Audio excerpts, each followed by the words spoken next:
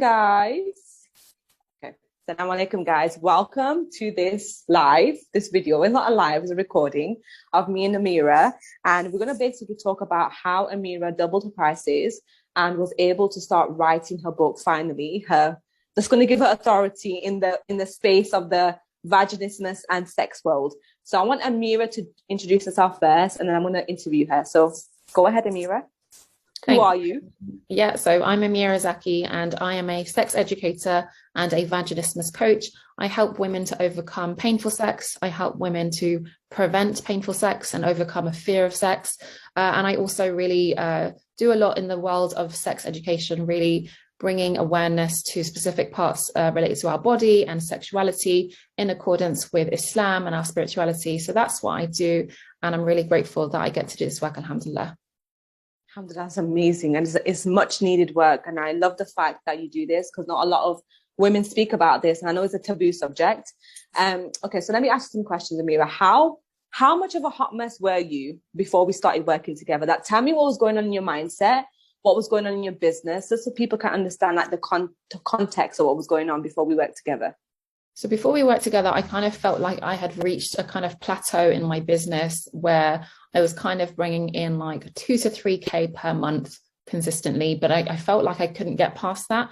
No matter how much I was trying and working hard, it just kind of felt like it was at that level. And I was grateful for that, because when I first started my business, reaching 2K months, 3K months felt like a long way away. And then I finally reached it and I felt like, okay, I need to get to the next level. And my kind of next goal was reaching 5K months and then 10K months. And I just felt like it was a struggle. And I knew it was some kind of limiting belief. I had that awareness about, I know my mind is kind of getting in the way, but I didn't know what to do with it and how to kind of overcome my limiting beliefs. So that's where I was, especially. And I felt like my business was kind of taking over my life, and I just felt like I was consumed by it. So it was like affecting my health, it was affecting my marriage, my relationship with my kids. It was even affecting kind of my relationship with Allah as well. So that's kind of where I was before I started working with you. Wow, that's deep. And I want to, like, if you can give the audience some of the stuff that was going on in your mind, like what were the beliefs that you really had when it came to money, when it came to working? What were the beliefs that you had in your subconscious? Truthfully, I felt like the work that I was doing was too niche. Like, I work with women to overcome vaginismus.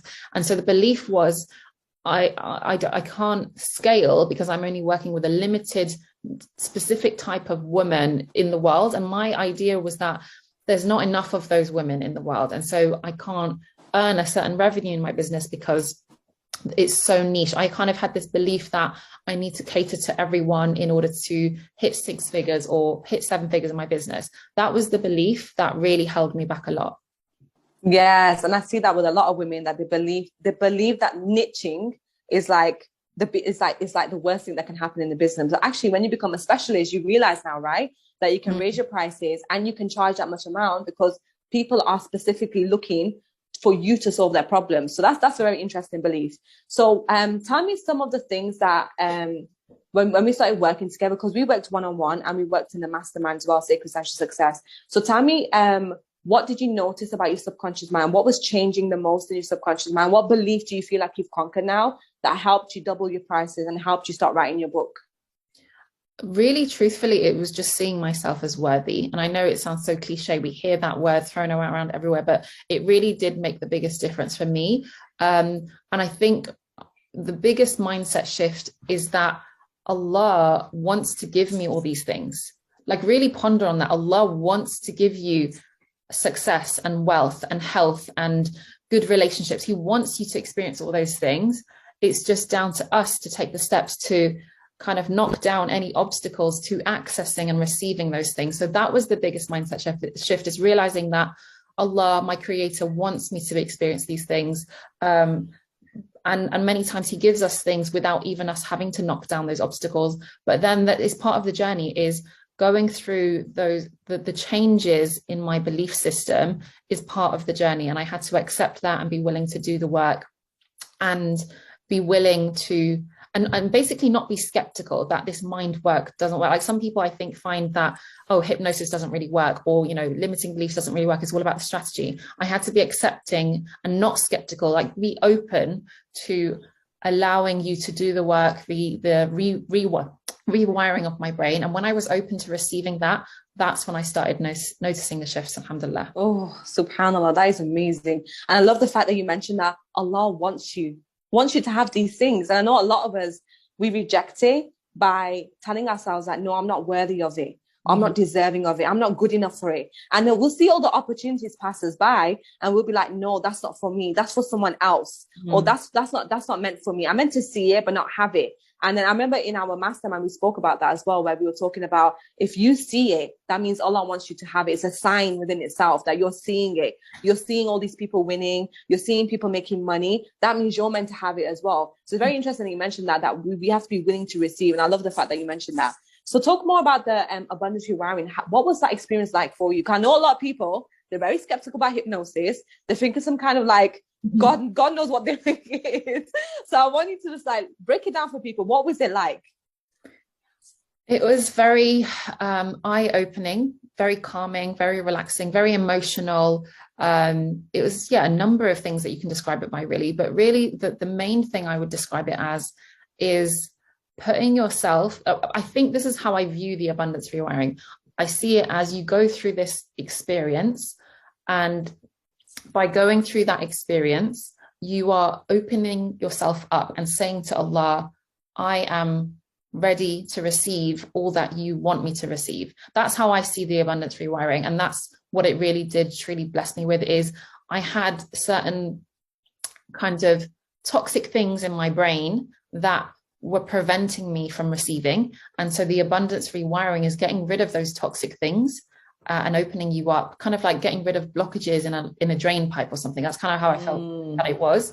So it's an amazing experience, and it's something that, might not necessarily give you the results you're seeking overnight. It is something that you put into practice and you listen to, regularly. You provide the recordings of them. We can listen to them regularly, because like those toxic beliefs didn't get planted in one day. They happened over time. So similarly, you need a little bit of time to put this abundance rewiring into place and listen to the hypnosis recordings. But really, it doesn't need to take you years. It just needs it just needs you showing up, being committed, and not being skeptical. And really, if you have this goal, like let's say you have a goal for your wealth or a goal for your health, is that goal is there because Allah wants you to experience that and achieve that success. It's imagining you already have that success before you have it. And I think that is the biggest thing. I know that, part of this is law of attraction, and there is a lot of Islam within law of attraction. I think it is really important to start believing that you're worthy of the success is coming, and start embodying that success before it happens. That really is a big game changer in me stepping into that CEO role, because actually, I didn't say this before, but before I started working with you, I didn't feel like a CEO. I kind of just felt like a worker in my business. Now I really feel like I can see the vision of my business, and I'm in that role now where I am the CEO. I am running this business. I'm not working inside the business. I'm working on the business and growing it and scaling it and hiring a team, which I have done. And I really felt like before I started working with you, I didn't feel like that was possible for me. Like I said, I felt very limited, that I have to be the one to do everything. I have to be the coach. I have to be the admin person. I have to be the accountant. I have to be everything. And now I'm like, actually, I don't need to be everything. I can step into that CEO role, and it feels so nice. I can see that my business now is going to have a much bigger impact than when I was trying to do everything. When I was trying to do everything, my impact was a lot lower than now. I'm like CEO role, and inshallah, the impact is widespread globally. Oh, girl, I love that. And I want you to talk a little bit more about that. Like, what was the mindset shift that you had when it came to like stopping yourself from doing everything yourself to hiring people? Like, what happened in your mindset? What made you shift that? So a few things is really me deciding that so I had to go back to my intentions of, okay, what is the goal of my business? Yes, of course, you want revenue, you want to make money in your business, of course, but really what's behind that is to make an impact. It's to help women. That is the goal of my business. It's to help women overcome the challenges they're facing within their sex lives. And so when I focused on my intention, I had to make that decision. Okay, if I want to help women, and I want to help not just a small number of women, and there's nothing wrong with helping just a small number. I wanted to help, yes, a small number, but I wanted to help as many women as possible. I had to realize that I couldn't do it on my own. It's physically not possible for me to help thousands, hundreds of thousands of women, which is my goal. I want to help hundreds of thousands of women, if not millions of women around the world with the work I do. And I realized I can't be this one woman show trying to help all these women. So that was the first thing, is to go to my intention and have that mindset shift to accept that it's not possible for me to do it on my own. The other thing related to that is to realize that I don't need to do it on my own. And I kind of had to have this belief that the money that comes through the business isn't just meant to be for me. It's money and wealth that is meant to be shared with other women. And that's what I started realizing, is Allah wants this money to flow through my business and go to my assistant and go to the coaches that work for my business and go to my lawyer, go to my accountant. It's meant to flow through me. Like, some of it is for me and some of it's for others. And that really felt really nice to feel like I don't have to do everything, and that I get to be this kind of, like, Allah can use me and allow wealth to flow through me, some for me and some for others. Like, really felt, I felt a lot more generous doing it that way. Whereas before I felt very, like, I don't want to say the word greedy, but I kind of felt like I had to do everything and all the money had to stay with me and it couldn't be shared out. But now it's like, in this CEO role, I feel really happy that the wealth comes through my business, comes through my company, and gets shared to everyone who is making this company a success and making this company have the impact and help the women that I want it to help. Oh, subhanAllah, that is amazing, Amirah. I love, and that's the definition of abundance for me. Like, you feeling abundant within yourself, that Allah will give you the wealth. You have that firm belief that Allah's going to give me that money. As long as I put in the effort, I make my dua and I trust him, he's going to give me the money and I'm going to be able to distribute it to people. And that's impact. I know a lot of us think about just our clients, but also your employees, like your brand mission, your business mission, your business goal. Just like you said, your mission is to help women overcome painful sex. Mm-hmm. That's your mission. And you want to make sex not a taboo subject anymore. You want it to be talked about in a beautiful way, not in a very scary or standish way. That is amazing. And having people on your team to help you with that, that's even more amazing. So that's beautiful. Thank you for sharing that. So Amirah, like, tell the audience more about what's been the tangible changes that you've seen since going through abundance rewiring, like in your business, in your personal life. Talk more about the tangible, like, let's say, for example, you mentioned about before you were doing everything yourself and now you've hired people. Like, talk more about what's happened with you since abundance rewiring. Yeah, so I really feel, alhamdulillah, that it's had positive knock-on effects in all the areas of my life. So I mentioned, before I started working with you, I felt like I was kind of neglecting my health. Like, for the past, I don't know how many months now, I've really been prioritizing my body and taking care of my health through moving my body and trying to eat healthy. And I remember when I started working with you privately before the mastermind, I came to you because I was struggling with, like, emotional eating. I really feel, alhamdulillah, I've come a long way since then. I feel like I haven't gone through like a binge eating episode for a long time, alhamdulillah. Wow. And I just feel so much more empowered and in control, and like I have a better relationship with food and my body and my health. So those are the kind of tangible things. Like, I'm working out every day from a joyful place. Like, I love now moving my body, whereas before, when I would try and improve my health before working with you, it felt very restrictive. It felt like I was forcing myself to work out to try and look a certain way. So even though my body may not have changed in terms of like size or shape, I feel better. Like, I feel good on the inside. I feel stronger. I feel fitter. I feel healthier. And that's really helped me in my business because I have more energy now to do all the kind of roles that are required as a CEO. Before, I felt like my health was suffering and I was trying to do everything. Whereas now I'm not trying to do everything. So I have less on my plate and I have more energy to do those things, the less things on my plate anyway. So that feels really, really good. And alhamdulillah, it's had positive effects on my relationship with my family. Like, I have 2 kids and I have my husband. I really feel like I've become more spiritual. Like, I've always been a spiritual person. I've always had a connection with Allah, alhamdulillah. But I kind of felt like at times, like as is expected, sometimes my deen would feel low. I wouldn't always feel the strong connection with Allah. And I feel like that's really improved, and that's really improved my relationships with the humans in my life, alhamdulillah. And then in terms of my business, I've now hired a team. I have currently 7 coaches that have just recently joined my team. Alhamdulillah. Amazing. And it just feels so good to not have everything be on me. Like for me, as I said, trying to be the coach and be the course creator and be the content creator and the social media manager. I'm not trying to do all of it now. I'm really like taking a step back and growing the business. And I feel really good about hiring these women and having these women work for my company and them go out into the world and do the work that I love doing, which is helping women to overcome vaginismus. But really the work is deeper than that. It's really, it's the work is sex education really, and empowering women especially to know about their bodies. And that is the work that I'm really, really passionate about. So hired a team. I also hired a VA, so an assistant who, you know, I can't believe that it took me so long to hire her, because she's amazing. Like, and I hope she watches this. She's amazing. Like, she just, like, how did I live without her, really? So it feels so nice, alhamdulillah. And yeah, that's where I'm at right now. And I just feel really, I feel excited, and I love feeling excited.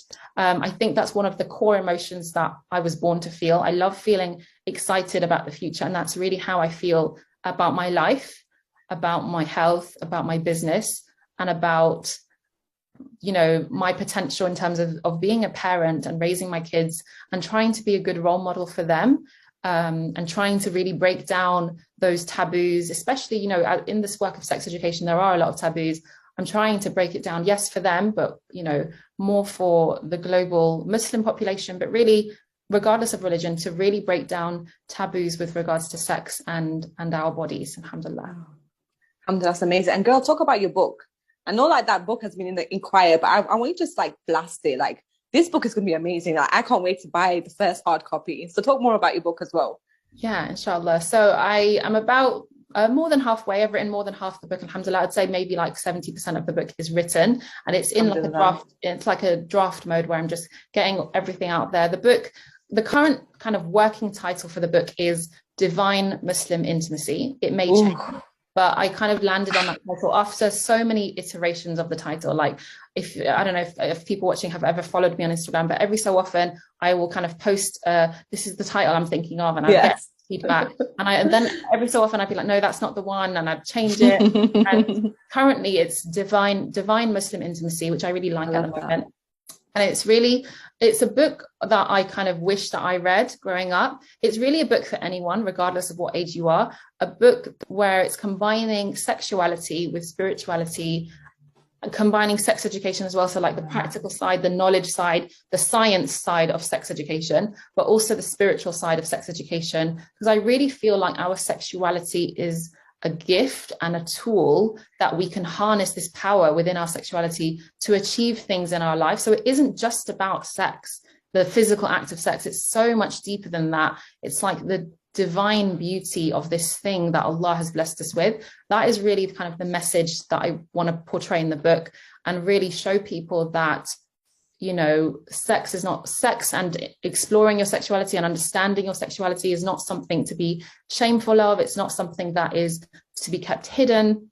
It's this beautiful thing. And actually to really show that Islam is a sex positive religion. And I really want people to feel empowered, to have like knowledge, because that's what I was lacking. And actually the lack of my own sex education when I was growing up is one of the biggest causes of the vaginismus that I had to go through. I went through a period of finding sex really difficult and painful because of the lack of sex education, but also because of kind of culture infiltrating with Islam, where culture would kind of say like sex is shameful, sex is dirty. Islam doesn't say that, but it was the culture, the society around me, the community around me trying to feed me those negative narratives about sex. And I really want to kind of debunk any myths regarding sex and show the truth that Islam promotes sex, you know, in the sacred bond of marriage. But even if you're not married, you can still harness the power of your sexuality in specific ways.